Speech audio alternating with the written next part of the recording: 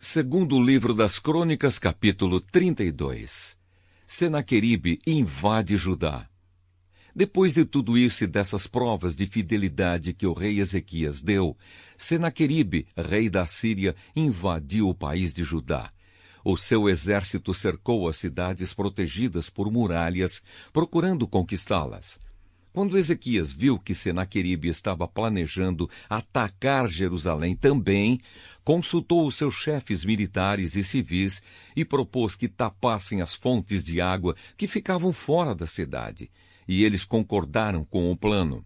Muita gente se ajuntou e foram tapar todas as fontes e também o canal que atravessava aquela região. Isso foi feito para que os assírios encontrassem pouca água quando chegassem perto da cidade. Ezequias se animou e consertou a muralha da cidade, construiu torres em cima dela e levantou outra muralha ao redor da que já existia.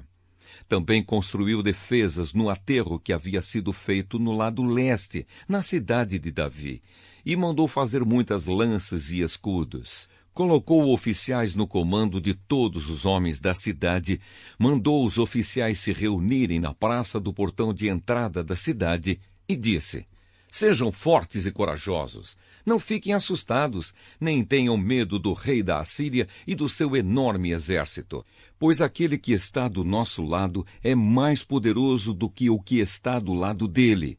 Ele só conta com a força dos homens, mas do nosso lado está o Senhor, nosso Deus, para nos ajudar e para guerrear por nós. E o povo ficou animado ao ouvir as palavras do rei Ezequias. Algum tempo depois, Senaqueribe, rei da Síria, junto com o seu exército, estava cercando a cidade de Laquis. Ele enviou alguns oficiais a Jerusalém para entregarem ao rei Ezequias a seguinte mensagem: eu, Senaqueribe, rei da Assíria, quero saber como é que vocês, moradores de Jerusalém, podem se sentir seguros ficando aí enquanto o exército inimigo está cercando a cidade. Ezequias diz que o Senhor, o Deus de vocês, os livrará das minhas mãos, mas ele os está enganando e vocês morrerão de fome e de sede. Pois foi o próprio Ezequias que acabou com os lugares de adoração e com os altares desse Deus, e disse ao povo de Judá e aos moradores de Jerusalém que adorassem a Deus diante de um altar só e queimassem incenso somente naquele altar. Será que vocês não sabem o que eu e os meus antepassados fizemos com os povos de outras nações? Vocês pensam que os deuses daquelas nações foram capazes de salvá-las das minhas mãos? Não houve nenhum Deus das nações que os meus antepassados conquistaram que fosse capaz de salvar o seu povo do meu poder. Então, por que é que vocês pensam que o seu Deus pode salvá-los das minhas mãos? Portanto, não deixem que Ezequias os engane assim. Não se iludam, não acreditem nele. Nunca houve nenhum Deus que pudesse salvar o seu povo do poder dos meus antepassados ou do meu poder, muito menos o Deus de vocês poderá salvá-los. Os oficiais assírios disseram coisas ainda piores contra Deus, o Senhor, e contra o seu servo Ezequias.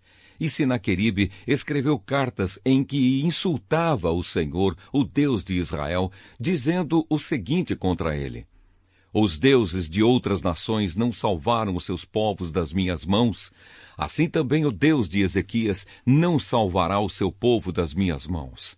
Os oficiais gritaram isso em hebraico aos moradores de Jerusalém que estavam em cima da muralha da cidade, a fim de assustá-los e deixá-los apavorados e assim poder conquistar a cidade. Os oficiais falaram a respeito do Deus de Jerusalém como se ele fosse como os deuses de outros povos, que são ídolos feitos por mãos humanas.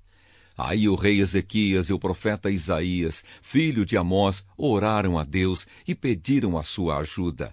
Então o Senhor Deus enviou um anjo que matou todos os soldados e todos os oficiais do exército assírio. O rei Senaqueribe voltou envergonhado para o seu país. Certo dia, quando estava adorando no templo do seu Deus, alguns dos seus filhos o mataram à espada. Foi assim que o Senhor Deus salvou Ezequias e os moradores de Jerusalém das mãos de Senaqueribe, rei da Assíria, e das mãos de todos os outros inimigos. e Deus deu ao seu povo paz com todos os países vizinhos. Muitas pessoas iam a Jerusalém levando ofertas ao Senhor e ricos presentes para o rei Ezequias de Judá. Daquela época em diante, a fama de Ezequias foi crescendo em todas as nações. A doença de Ezequias. Por esse tempo, o rei Ezequias ficou doente e quase morreu. Então orou a Deus, o Senhor, e Deus respondeu, dando um sinal para provar que ele ficaria bom. Deus foi bondoso com Ezequias, mas ele não lhe agradeceu, pois era orgulhoso. Por isso Deus ficou irado com ele, com o povo de Judá e com os moradores de Jerusalém.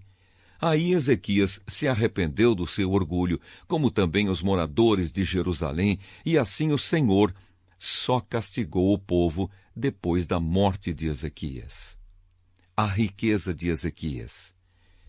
Ezequias ficou muito rico e recebeu muitas homenagens.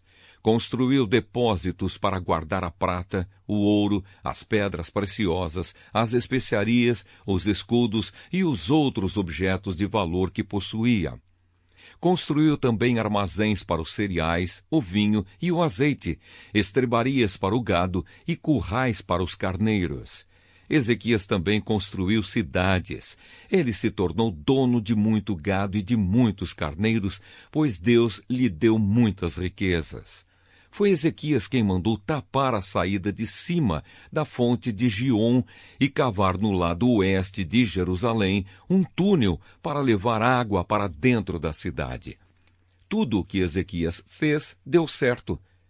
Quando as altas autoridades da Babilônia enviaram mensageiros a Ezequias para fazerem perguntas sobre o milagre que havia acontecido em Judá, Deus não o ajudou, pois queria pô-lo à prova a fim de descobrir o que estava no fundo do seu coração. A morte de Ezequias. Tudo mais que Ezequias fez, inclusive as coisas que fez como prova da sua dedicação a Deus, está escrito na visão do profeta Isaías, filho de Amós, e na história dos reis de Judá e de Israel. Ezequias morreu e foi sepultado na parte de cima dos túmulos dos reis, que eram descendentes de Davi. Quando ele morreu, o povo de Judá e os moradores de Jerusalém lhe prestaram homenagens, e o seu filho Manassés ficou no lugar dele como rei.